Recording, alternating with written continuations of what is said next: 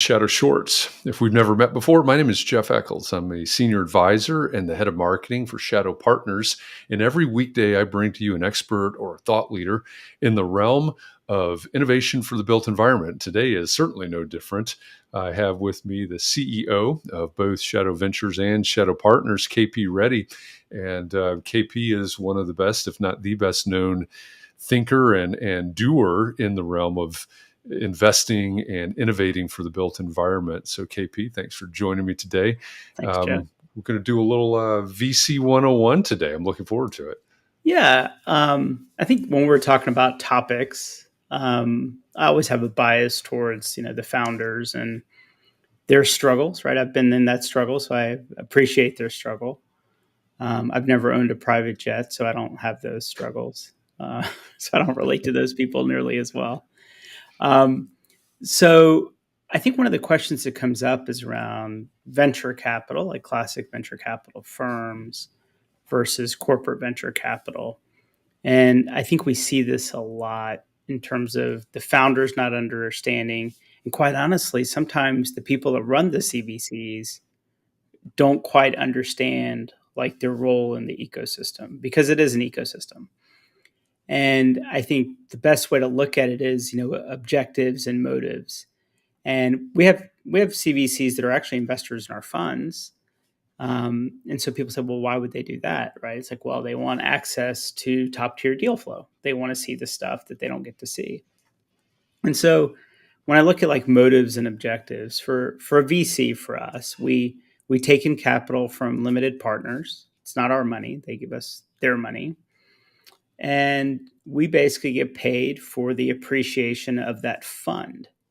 So it's typically a 10-year fund with a certain investment period. And then after we look at the wins and we subtract all the losses, whatever's left, we get a piece of that. It's called carry. What's interesting about that is we generally operate under the guise of, under the system of power law, which means 1 out of our 10 deals crush it and 9 of them go away, right? And so it's a different rubric that we operate. And our investors are looking for outsized returns. That is their primary objective. Is there strategic value? Yes. Do they get great access to knowing what's going on in the industry? Absolutely. Those are all perfectly well. But fundamentally, we all report to a CFO. Full stop. Like at the end of the day, we all report to a CFO. And the CFO is going to say, hey, we gave these guys this money. What happened? In the world of CVC, they really look at alignment to business and how does it affect their core business and how is it a beneficial piece of their business.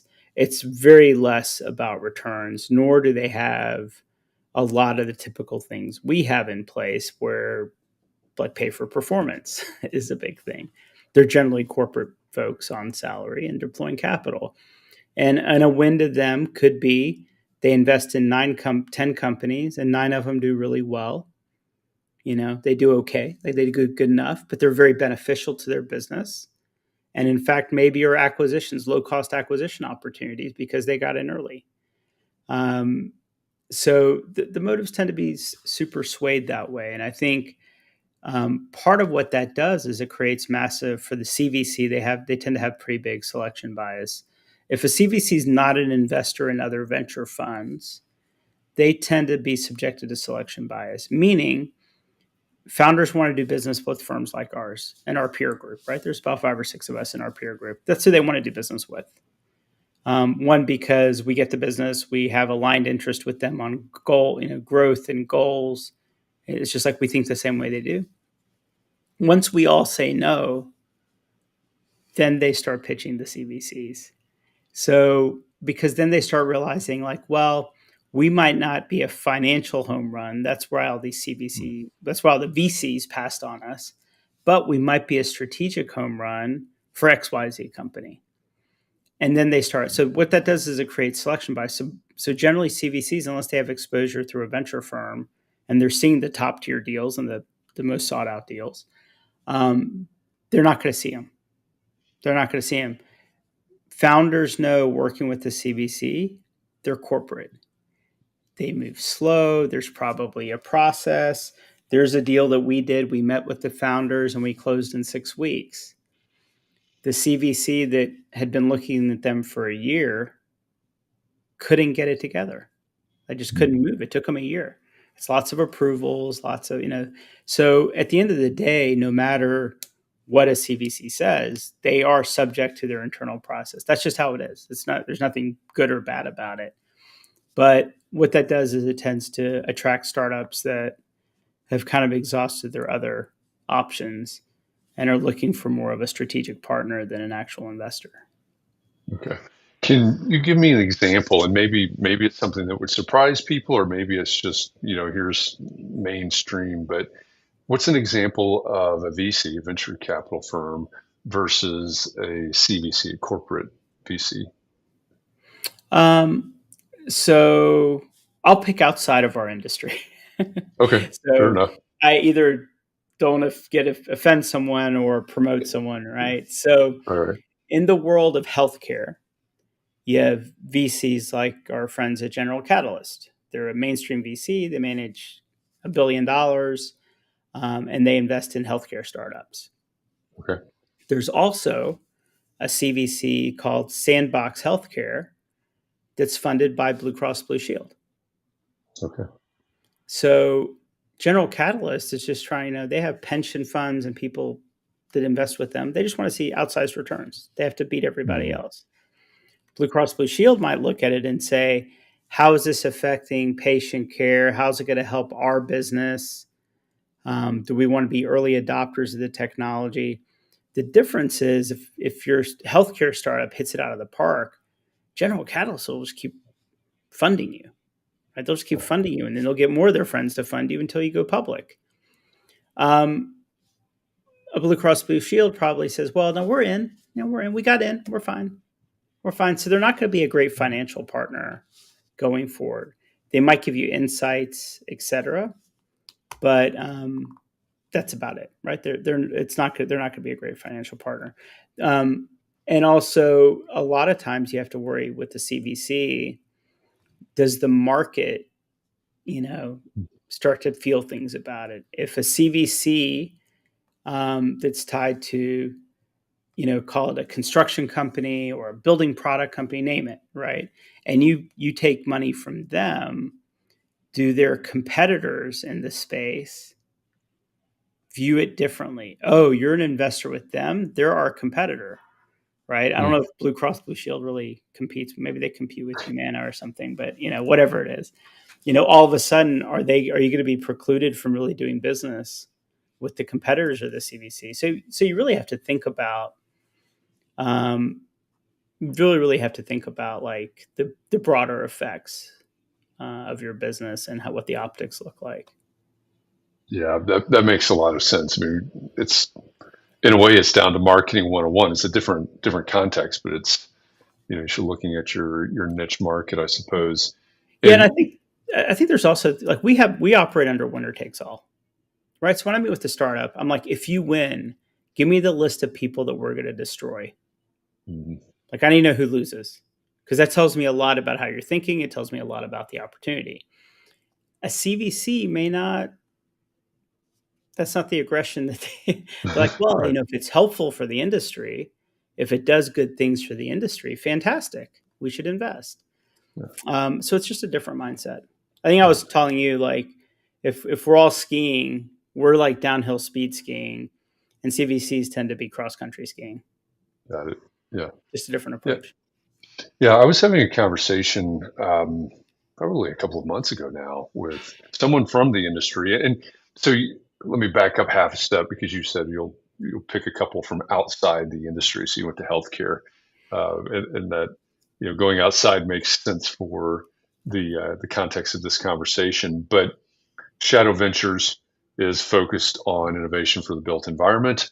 Many of the CVCs that we're alluding to, et cetera, they're engineering, they are building materials, they are construction, et cetera. I was having a conversation a couple of months ago with somebody from the industry at a pretty large firm, well, actually, a very large firm, and they were curious about the CVC scenario, the CVC setup. And one of the questions was, well, why? Why would that construction firm or that engineering firm, why would they set up their own VC? So we've got construction firm PDQ, Mm-hmm. and PDQ VC is their corporate VC. Mm-hmm. And so if you were to have a conversation with somebody like that now, and you already partially answered this earlier, but somebody that's in the industry at a large firm, Mm-hmm. that's looking at technology and strategy, et cetera, why would you encourage them to think about, or would you encourage them to think about their own VC fund? So one, we're really focused. A lot of our investors are strategic. They invest directly too. We're looking for grand slams. We would rather strike out. If we don't hit a grand slam, we're okay striking out. That is our. Okay. But that doesn't mean there's not a continuum of startups and businesses that are solid doubles and triples. We're going to always pass on those. But so for a corporate VC, they might say, look, this is a great company. They can probably get to 50 million in revenue and generate $5 million in cash flow, and we can get a dividend. By the way, in Mm, our world, we don't even know what a dividend is. That's not the world we live in, right? It's very binary outcomes for us. So mm, for some CVCs, if they want to look at things like services companies, tech enabled type things, industrialized construction, we don't believe is venture fundable. It's not going to deliver. We're all chasing a Google type return, right? right. We're not going to get that out of an industrialized construction company. But to a corporate VC that's maybe part of a construction company or building product, that makes a ton of sense for them. It makes a ton of Mhm. sense for them to invest. Um, the other part of it is, um, I think for some people, and we see it less with CVCs, a little bit more with family offices, they want to save on fees. They're just being cheap. We take fees, right? We charge money to do our work. I can hire someone in house, just graduated with an MBA, pay them a few bucks a year. They get a little bit of the upside, and you know, I get to keep the rest. There is some of that mentality. So it's like, let's do it ourselves. We can do what they do, but do it cheaper. That's funny. So if if you if you are a leader at an AE firm, or somebody somewhere in the AEC or real estate, which is really Mhm. that's what we're looking at. That's where we are. And you're wondering about, okay, now I get it. We're looking for startups that may benefit us somehow. We're looking for startups that may be good for the industry. However we want to view and position that. How do you get started? Right? We've never invested in anything before. We don't even know how to set up the fund, the VC side. Mhm. So where do we get started? I mean, honestly, you talk to people like me. I mean, I Mhm. think the beautiful thing about our industry is it's very collaborative, right? I mean, I think as much as I tend to be a fierce competitor, I think there's also a bigger mission at play, Mhm. right? So I think talk to people that are doing it. Talk to other firms that are doing it, right? I mean, there's lots of firms that are doing it. You go talk to them, and hey, what's been your experience? For us, like I think it's like 95% of our investors are all referral based. Mhm. We don't get people coming to our website wanting to. It's usually, hey, I was talking to this other CEO. They've really enjoyed working with you guys. We're trying to figure things out. We'd love to talk to you, right? That's usually what our world looks like. So I think ask lots of questions, talk to people outside of the industry, talk to VCs outside of the industry, um, talk to innovation people outside of the industry, and really look, because it's not trivial setting something up. We say, like, if you're going to set up a fund, you're a fiduciary. Like, it comes with overhead, compliance, lots of things that you need to be very serious about. And I think for corporate, there's a little bit like we might just want to outsource that. You know, whenever my view is do both, invest in venture funds and do some direct investing. That's my general point of view, is that a lot of our investors do that. And the reason being is, if we invest in a company that's construction focused, a lot of our construction LPs might want to double down, right? They're like, oh, we love Mm, that. Let's put more money against that one thing. But our commercial real estate people, they're like, I don't get it. I don't care. Right? I'm right. glad you guys invested. We're happy for you, but it's not something that's exciting to me. Same thing if we invest in something that's commercial real estate oriented. I don't know that our engineering firm, investors care about it. Like, we don't care about that, right? So I think you do both. I think you do both, right? I think you want to do both. And then one, you get a lot of exposure. We look at 50 deals a week. I talk to 10 startups a week. So and then we invest in like one a month. So think about all the people we say no to. It doesn't mean that they're bad businesses. They're just not a grand slam. But if it's a solid double, we send it over to one of our corporate partners and say, hey, look, we're passing on this because it's not a grand slam, but we think it's a pretty cool business and it might align really well with your core business. So you guys should look at investing in them directly. And so they kind of get best of both worlds. Yeah, I like that distinction right there. And of course, as a baseball fan, it resonates really well. But the alignment with the core business on the CVC, the corporate VC side, I think that's, as we say, as you said, that becomes very important. The attitude of grand slam versus doubles and triples, that distinction makes a lot of sense as well. And and as you were talking about just a minute ago, we see a lot of I don't know if I can call it cross investing, but this fund and that fund and so on. So if you're out there and you're watching this and you're listening to this and you want to know more, right? You're curious. Oh, I didn't realize that there were engineering firms or construction firms, material suppliers, et cetera, that have their own corporate VCs. You might want to reach out. And I would also say, as KP mentioned earlier, having these conversations, that's a great segue to talking about Shadow Summit, which is coming up this fall, October 24th through 26th in Atlanta. A lot of the people that are investing in this space will be at Shadow Summit, right? They're there to speak, they're there to network, they're there to learn, to not to put words in his mouth because he said it, but KP told me earlier this year, he said Shadow Summit 2023 is going to be a Cliff's Notes version of everything that's happened in terms of investing and innovation in the built environment during 2023, and also a preview of what to pay attention to, what to look forward to, and what to budget for in 2024. So go to shadowsummit.com for more info on that. Of course, KP will be there. I'll be there. Many of the LPs that he's mentioned before, and Jeff, others that always investing in the always space. remind people, 4 years ago at Summit, we were talking about the future of AI 4 years ago. So just saying, like, it's like old news. We're not going to talk about it anymore. It's old news, right?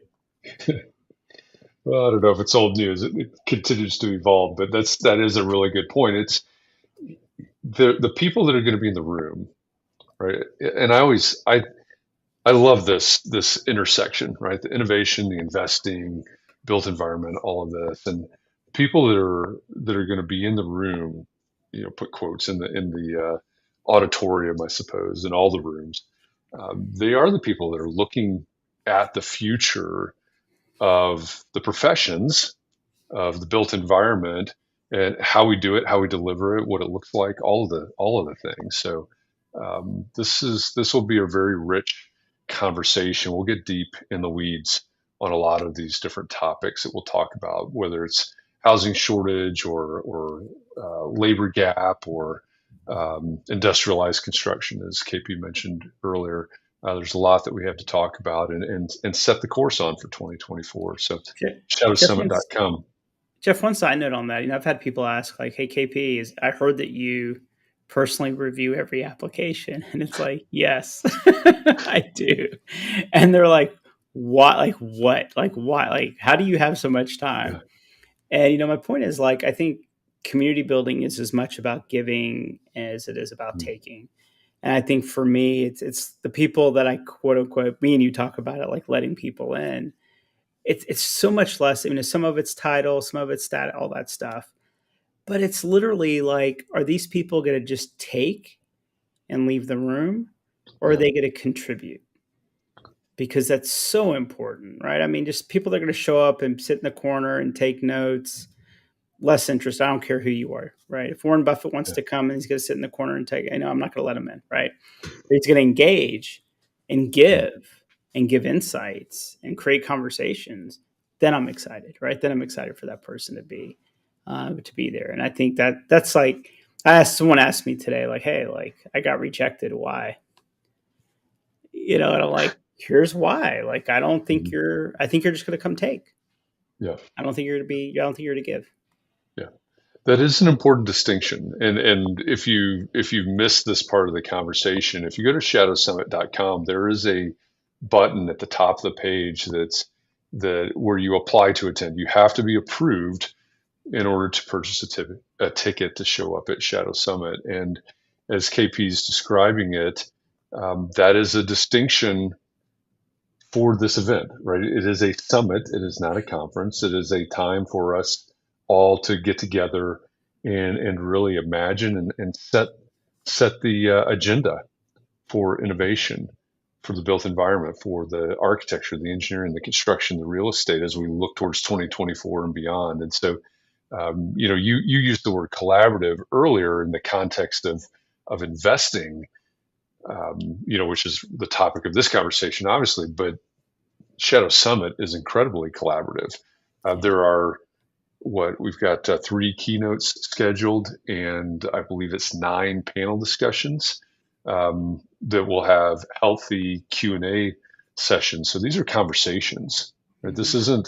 This isn't the place to come get your learning units um, per se. Like a lot of other conferences. This is a place to come and engage in conversation and thought leadership. Yeah. I've had a couple of people get mad that they got rejected. Just blame it on me. No, I'm just like, hey, sorry. Like it's not personal. It's about fit. Mhm. Um, and it's really, it's that attitude of like really wanting to come and contribute and be part of Yeah, it. yeah, it very much is. We want to tackle some of the biggest problems that are out there facing the built environment, and we need everybody to contribute and engage in the conversations. So with that, again, shadowsummit.com is where you find out more about our event, October 24th through 26th in Atlanta. And if you want to find out more about Shadow Ventures, you can go to shadow.vc. That URL is in the bottom left-hand corner of your screen right now. And there's also a button to submit your deck at shadow.vc and get added to that list of 50 in those conversations. And by the way, Jeff, another one of those weird things. I look at all the submissions personally myself, and people are like, Yeah, "What?" And I'm like, "Yes." Like I have to focus on the important things. And when entrepreneurs are like sacrificing so much to try to build a business, I'm just not going to stick them in front of a 23-year-old as their first point of contact. Like right. I just think it's disrespectful. So there's some weird things that I do, but there's a reason and a motive behind it. You got to do the unscalable, right? Yeah, sometimes. Sometimes you do. All right. If you're watching this out there, we appreciate you, and we hope that we'll see you in Atlanta, or at least you'll apply to see us in Atlanta. Shadowsummit.com. And I'll be back tomorrow with another of these conversations with an expert or thought leader around innovation in the built environment. So until then, KP, thanks for joining me. Thanks for the Investing 101 session today. And KP, we're going to make this a regular series. KP will come back from time to time to talk about the ins and outs of venture capital, and especially in the AEC and our world. So, KP, thanks for this, and we'll see everybody next time. Thanks, everybody. Hey, welcome back to Shadow Shorts. If we've never met before, my name is Jeff Echols. I am a senior advisor and the head of marketing for Shadow Partners. And every weekday, I bring to you a short conversation with an expert or thought leader in the realm of innovation for the built environment. And today, I'm joined by a friend of mine, it's Bob Habian. He is the founder and the CEO of TectApp. That's TECT app. And we were just talking before we went live about these things that we develop and the things that we venture. And so the question, Bob, is who are we venturing for? That's a good one. Thank you for having me on. For context, I'm an architect and former manufacturer, and I have the pleasure of leading a team that is focusing on the people in our industry and how to connect better with experts on demand. And so who are we venturing for, right? I'm a entrepreneur, as you are, and as are many on this channel. Are we doing it for ourselves? Of course. Are we doing it for our teams? Yes. Are we doing it for our investors and shareholders? Of course. But the audience that intrigues me more is the end users in the market, right? Owners, occupants, developers, who, if they knew what all of us were already doing, there can be increased traction and benefit to their projects right now. And so to me, there's an interesting area between everyone's current venture activity to, let's say, get to mainstream versus applying some of those innovations earlier on the execution side. And I've done a bit of that throughout my career. And there's a lot of interesting activity related to that. When you take your innovations and you put them into developments and you really start grinding in projects. So for earlier stage companies, I think it's an interesting challenge to think about. For some of the other more mature that are already doing that, I think it's just great to see. But the idea of who we're venturing for, I think involves a whole lot of people. And when we involve them sooner or later is a thing. Yeah, and it's so for those of you that don't know the background and weren't privy to our conversation earlier, I did not tell Bob this, but when we were talking about this topic, the thing that it brought to my mind is that we have launched applications are open right now, the next cohort of the Shadow Partners Incubator. And it's really going to be focused on exactly what you're talking about, Bob. It's going to be focused on the customer, right? They're going to be startups, pre-seed startups. They're going to be mentors. There's going to be teaching and training, but it's going to be focused on customer discovery and the end user, whether it's a product, a service, application, technology, whatever it is. And I think that's a really great question because I like the way you said it, right? If the developers, the end users, whoever they were, if they knew what was going on, the benefit of making that connection could be really huge for their projects or their end game. As you've gone through this process, what has it's obviously it's not a linear path. There's nothing linear about any of this. What's that experience been like for you? And what's been most beneficial for you during that journey? Yeah, I think most beneficial is to continue to be grounded in the practical realities of our industry. Okay. To have a consistent sense of, is what we're ideating and developing relevant? Yeah. Does it have practical application in the day-to-day? And the way I've described that over time is this reality that the pace of innovation is set by innovators who are innovating on existing innovation. Pretty fast pace. And when you consider the rate of adoption, by definition, it's slower. So every day we have a growing gap between what we can do and what we do. And so I look at the practical constraints and realities of adoption of new behavior. And so often what we're seeing is it has everything to do with the human factors of change rather than what's the capability of our technologies and available tools. So we always have more ability to do more and better than we actually do. And that rate of change and rate of adoption, I don't believe is always front and center to the innovators. It's just a different context. So for me, what I've found very valuable is to continue to revisit that adoption question. I was having a conversation with an investor last week, and they have a client, a very large hotel, international hotel chain. And for example, we're discovering experts in every product category. So there are experts in toilets, let's say, right? They're really experts that's their life, that's their wisdom, and they really understand best practices. What's the process of that global hotel chain getting the benefit of that expert? Are we going to wait for our tools to be adopted by architects, who then are going to argue the point to their project teams, to then try to get acceptance into the project delivery on that next project? Is that the go-to-market? Or do you go right to that international client and connect them with the truth now? And say, these innovations exist. These should be best practices for your toilets, using a simple example. And they say, oh, thank you for availing us of those best practices.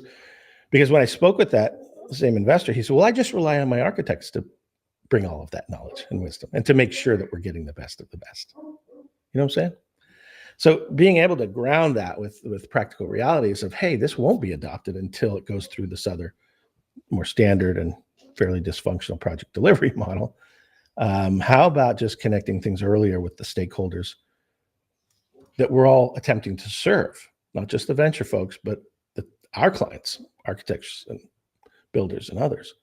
Why not just leapfrog that a bit to the end users and empower them? So anyway, I've been in that space, keeping a healthy balance of both sides.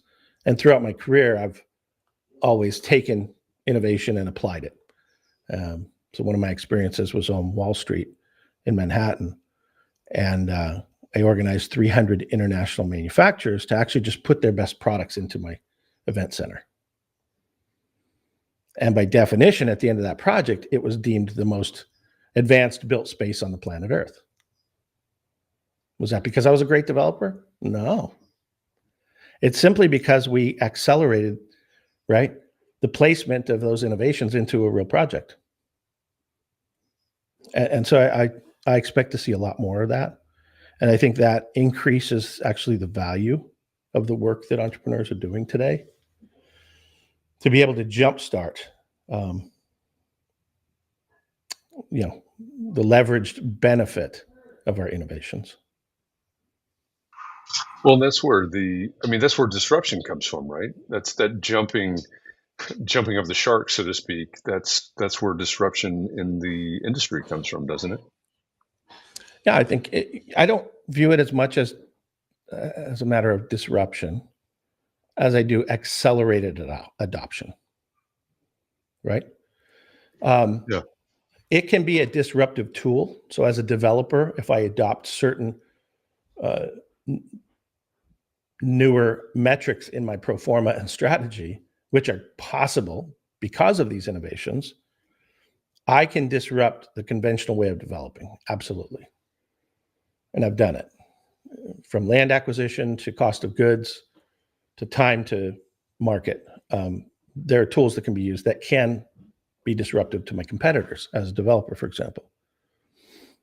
But at scale, if a venture is really relying on a percentage of market share, and you can accelerate the time to that destination by empowering earlier adopters, then I think it's really just accelerating that rate of adoption. And there's mutual benefit. That's the beauty of it. It's not a one-sided strategy.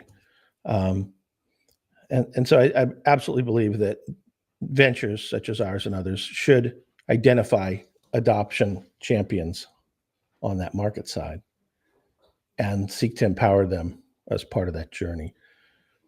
Because at the end of the day, if you're creating value together, that could almost be another form of investment or resources, right? So again, are we Right. taking and only looking at investment dollars from investors to then develop a venture that then has market value? Or is there a different way to look at the market value that's able to be created as a means of potential financing of the venture itself? Whether a venture takes an equity position in a project or shares in the upside of that accelerated adoption, et cetera. Yeah, I like this question a lot. Who are we venturing for?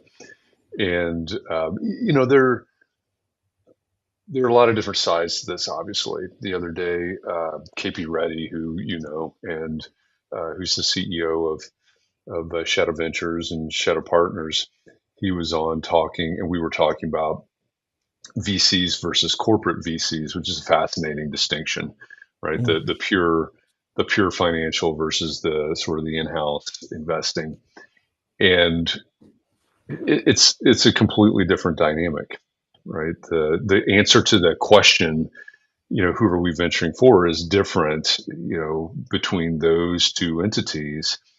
And one of the questions that gets asked, as KP put it, on the VC side, the pure VC versus the CVC, is, if you win, who loses?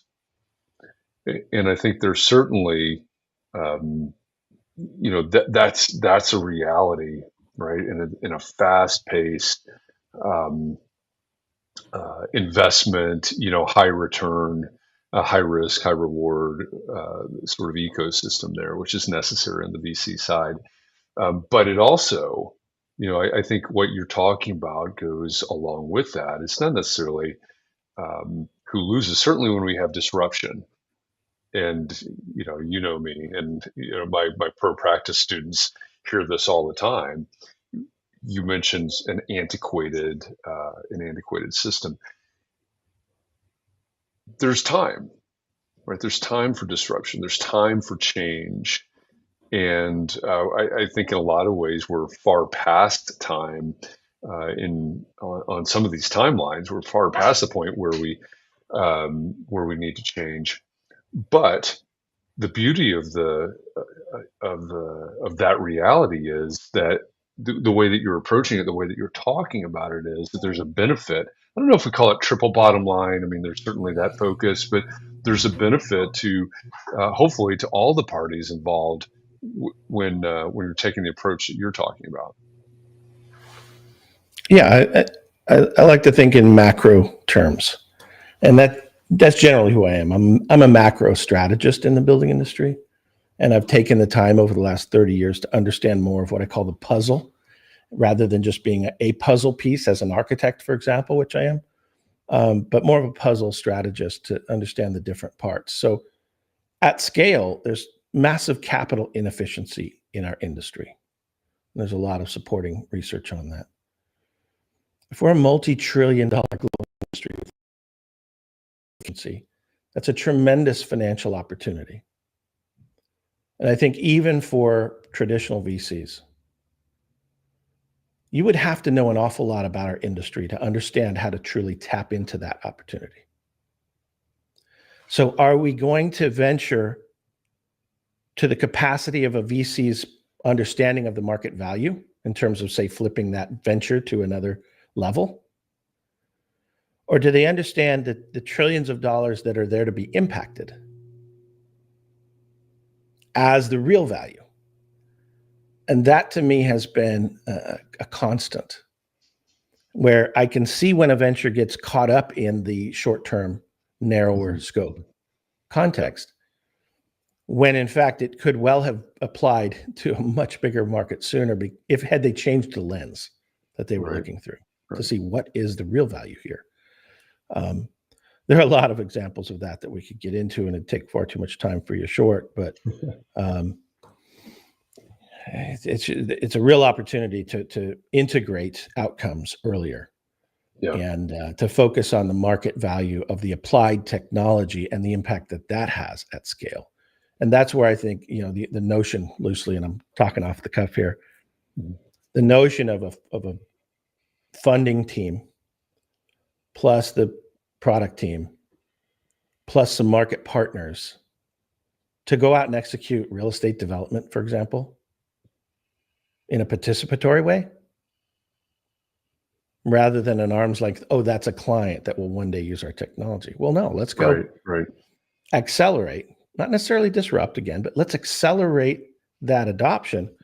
And why wait till some future point when that developer is just, again, arm's length to the solution? Why not get integrated with the very stakeholders on the use side of it, the application side of it? An analogy that comes to mind briefly is that I deal with manufacturers and design professionals. Well, when we work together, we're still not the end of it's the project that we're trying to serve, and it's actually the long-term use of that finished project. That's the actual context. Not how closely can an architect and manufacturer better do what we do. That's important. That is the key to what we do. But really, what's the outcome? So one of the things I do with our clients is, let me make some introductions to some real world people that would want to know who that expert is in that has a project type that could actually benefit from it today. And let's leapfrog the adoption process that would otherwise take it a much longer time to get there. So there's some things in there from what's the venture value? Who's the audience? And who are we venturing for? So Yeah. That's one of the things that I love about what I do, what I get to do, what we do in the ecosystem that we play in. Shadow Partners and Shadow Ventures is very purpose driven, right? And making those connections, connecting people within the network, the strategic partners, and of course investors is a big part of that realm as well. But you're right when you're talking about the numbers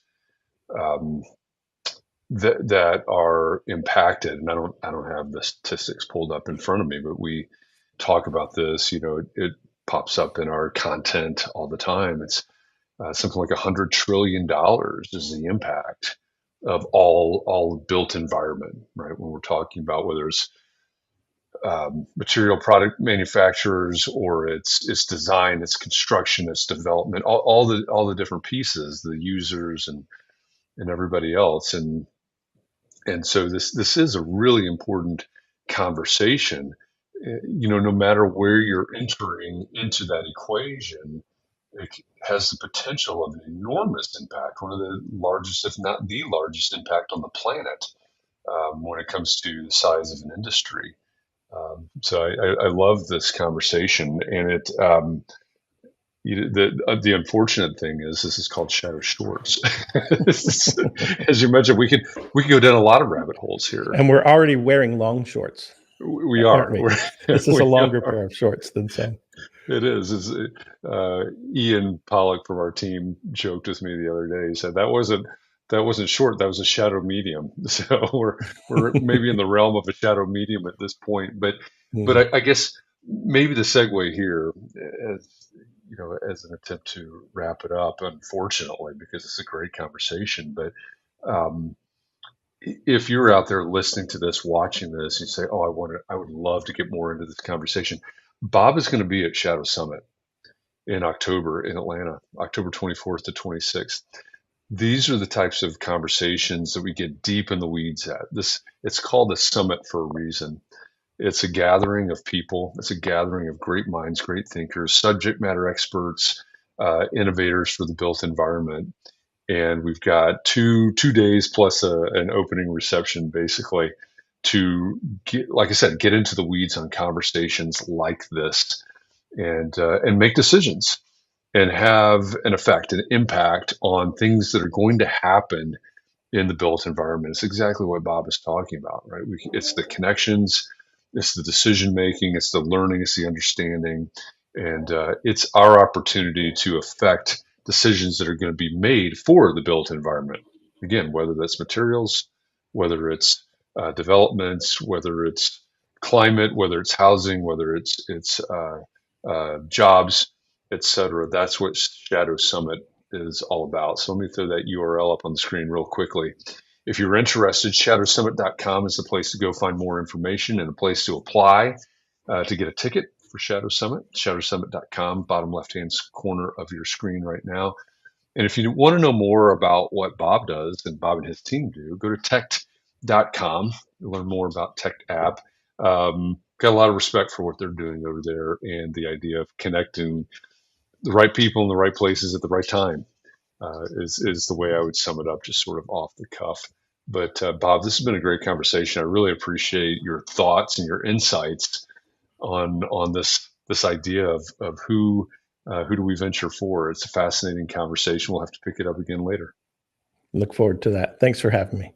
Yeah, absolutely. Thanks for doing this today. And for you out there that are watching or listening, we appreciate you. I'll be back tomorrow with another Shadow Short. I'll bring you another expert, another thought leader in the realm of innovation for the built environment. Until then, have a great day.